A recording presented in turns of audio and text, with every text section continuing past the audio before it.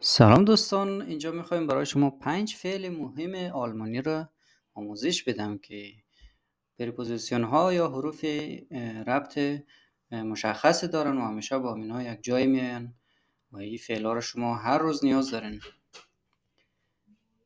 فعل اول ما sich freuen auf، یعنی از چیز خوشحال شدن که همیشه همراه auf یک جای میه و حالت اکوزاتیو هست. مثلا ich freue mich auf das Wochenende. شما میبینین که das Wochenende چون ارتیکل das در اکوزاتیو تغییر نمیکنه و ما خاطر داریم که auf das Wochenende، یعنی من خوشحالم از این که آخر هفته میشه. Wir freuen uns auf den Besuch meiner Eltern. ما از آمدن پدر مادر ما خوشحال میشیم. در Besuch هست و در شما میدونین که در حالت اکوزاتیو در به den تبدیل میشه. به خاطر داریم auf den Besuch و میبینین که freuen امرای auf یک جای آمده. Freust du dich auf die Party؟ آیا شما از این که ما یک پارتی داریم خوشحال میشی؟ جوابش در کامنت نوشته کنین. فعل بعدی ما sich interessieren für، یعنی به چیزی علاقمندی داشتن، که یعنی für همیشه همراه interessieren یک جای میه و این همیشه نیاز به حالت اکوزاتیو داره. مثلا ich interessiere mich für Geschichte، یعنی من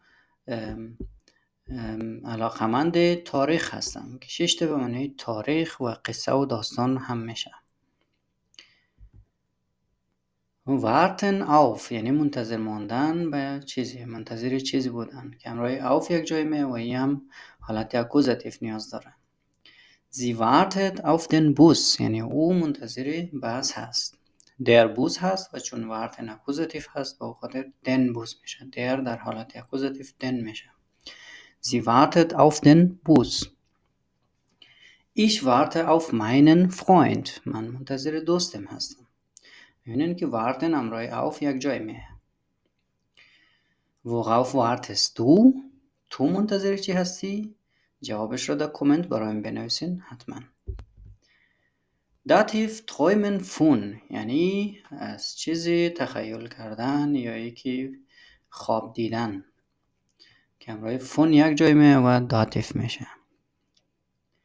träumt von einem neuen Auto، او آرزو یا تخیل یک موتر جدید را داره.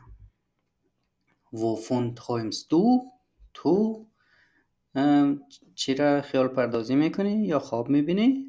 در کامنت جوابش را بنویسین. haben angst haben، ترس داشتن. vor یعنی از یک چیزی ترس داشتن که داتیو هست. ich habe Angst vor Spinnen، من از عنکبوت ترس دارم.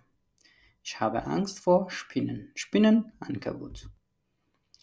sie hat Angst vor Prüfungen، او از چی ترس داره؟ از امتحانات. Prüfungen. haben sie Angst vor Dunkelheit؟ آیا شما ترس دارین از تاریکی؟ Dunkelheit تاریکی؟ جوابش را در کامنت بنویسین. بسیار تشکر از اینکه تا آخر ویدیو تماشا کردین. حتما لایک کنین و سابسکرایب اگر نکردین سابسکرایب کنین و این ویدیوی آموزشی را با دوستایتان شریک کنین. اوقات خوش، خدا نگهدار.